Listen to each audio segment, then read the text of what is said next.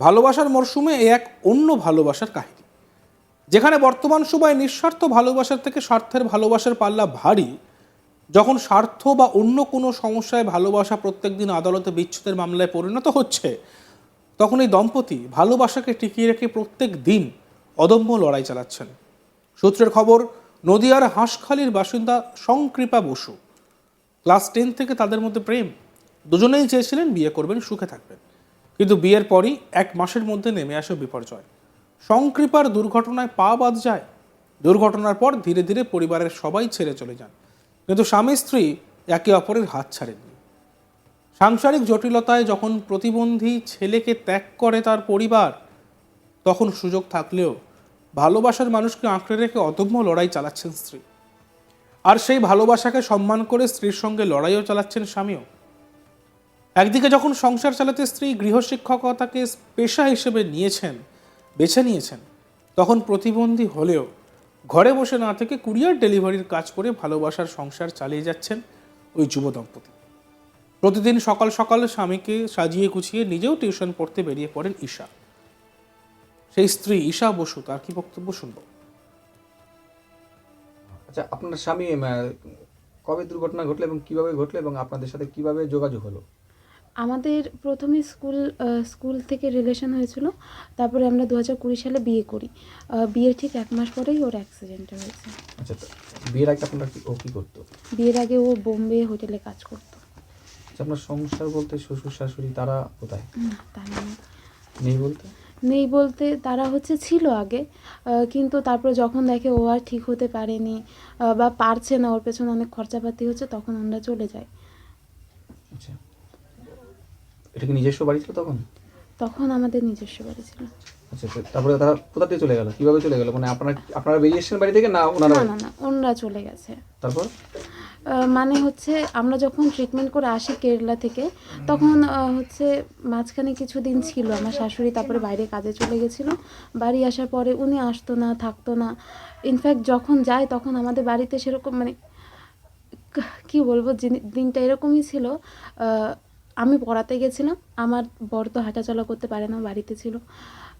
আমার শাশুড়ির কাছে আমার বর বলেছিল কি যে, মা চাল নেই তো 500টা টাকা দাও, বাজার তো করতে হবে। উনি বলেছিল কি যে, সেসব আমি জানি নাকি। তো ও বললো যে, কে জানবে, তাহলে আমি কাজ করতে পারি। ওই কথা বলে উনি আমার শাশুড়ি আমার ননদকে নিয়ে চলে যায়। আমরা হয়তো ভেবেছিলাম, তখন আমার বয়স ছিল, আমি ভেবেছিলাম হয়তো চলে আসবে বা 2-3 দিন পরে রাগ করেছে, ঠিক 1 সপ্তাহ 2 সপ্তাহের মধ্যে চলে আসবে। তারপরে দিন চলে যায় আর উনি আর আসে না। তারপরে আর কোনোদিন খোঁজ খবর নেয়নি। আর কতদিন ধরে যোগাযোগ নেই শ্বশুরের সাথে? এই 3 বছর, 3.5 বছর, 3 বছর হয়ে গেছে। আপনার এই যে স্বামীর চিকিৎসা এবং সংসার কিভাবে চলে? আমি টিউশন পড়াতাম, তখন আমাদের বাড়ি নোয়াপাড়া ছিল। নোয়াপাড়ায় আমি দিন ভরে ধরে টিউশনই পড়াতাম। এখন কি করেন? এখন আমি টিউশন পড়াই, এখনও পড়াই। আর আমার হাজব্যান্ড এখন ডেলিভারিতে কাজ করে। কয়জন ছাত্র পড়ান আপনি? আমি 2 জনকে পড়াই। আচ্ছা, সংসার সামলে কি করে সম্ভব? সংসার সামলে সম্ভব, কাজ আমি করে ফেলি তাড়াতাড়ি। এটা স্বামীকে গুছিয়ে দেওয়া? হ্যাঁ, গুছিয়ে দিয়ে নিজের মতো। আপনার স্বামী কি করে এখন? ডেলিভারি করে। কি ডেলিভারি করে? যেই অনলাইন গুলো পার্সেলগুলো আসে ওইগুলো। কোন এরিয়া নিয়ে? ওর ঠিক নেই, কখনো রামপুর চলে যায়, কখনো হাঁসখালি দেয়। কত কিলোমিটার মধ্যে ডেলিভারি দেয়? ও প্রায় 40 কিলোমিটার হয়ে যাবে। আচ্ছা, প্রতিদিন কতগুলো ডেলিভারি করে? প্রতিদিন যেরকম পার্সেল ওকে দেবে সেরকম, কোনোদিন দেখা গেল দিলই না, কোনোদিন বেশি দিল, কোনোদিন কম। আপনারা এখন কোথায় থাকেন? আমরা এখন বগুলা মুড়াগাছায় মাঠপাড়াতে ভাড়া বাড়ি থাকি। আচ্ছা, ভাড়া কত করে লাগে? ভাড়া 2000 টাকা করে নেয়। চিকিৎসা করাতে এখনো কি চিকিৎসা করাতে হয়? তো এখন ডাক্তারে বলেছে যে ওই ফিজিওথেরাপি করাতে, যতটা ভালো ফিজিওথেরাপি হবে তত তাড়াতাড়ি ঠিক। আপনার সংসারে কয়জন রয়েছে? আমি আর আমার স্বামী। আপনারা কেউ নেই?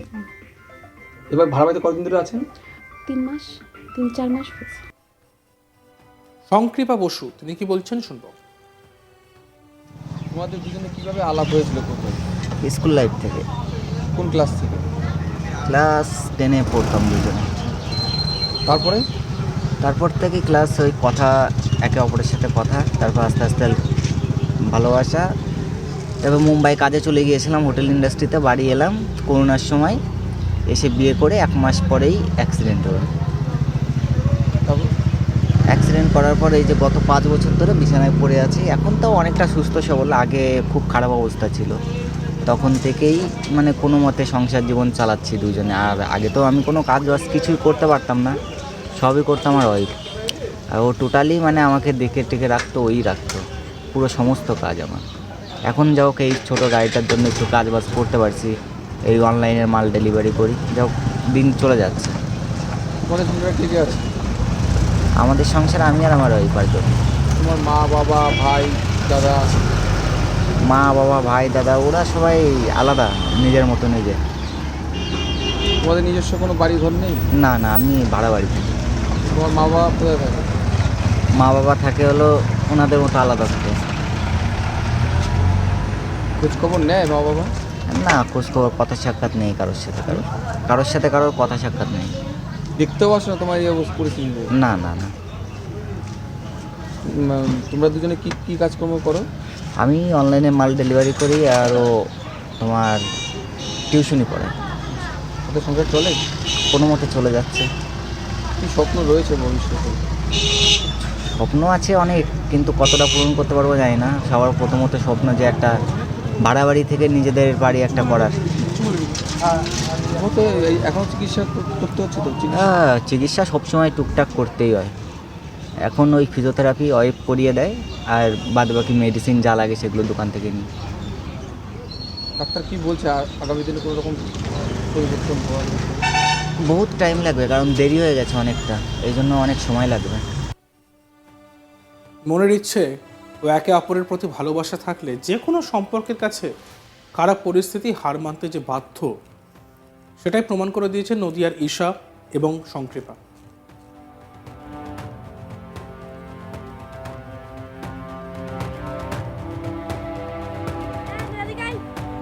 ভালোবাসার মরশুমে এক অন্য ভালোবাসার কাহিনী, যেখানে বর্তমান সময়ে নিঃস্বার্থ ভালোবাসার থেকে স্বার্থের ভালোবাসার পাল্লা ভারী। যখন স্বার্থ বা অন্য কোনো সমস্যায় ভালোবাসা প্রত্যেক দিন আদালতে বিচ্ছেদের মামলায় পরিণত হচ্ছে, তখন এই দম্পতি ভালোবাসাকে টিকিয়ে রেখে প্রত্যেক দিন অদম্য লড়াই চালাচ্ছে। সূত্রের খবর, নদিয়ার হাঁসখালির বাসিন্দা সংকৃপা বসু ক্লাস 10 থেকে তাদের মধ্যে প্রেম। দুজনেই চেয়েছিলেন বিয়ে করবেন, সুখে থাকবেন, কিন্তু বিয়ের পর 1 মাসের মধ্যেই নেমে আসে বিপর্যয়। সংকৃপার দুর্ঘটনায় পা বাদ যায়।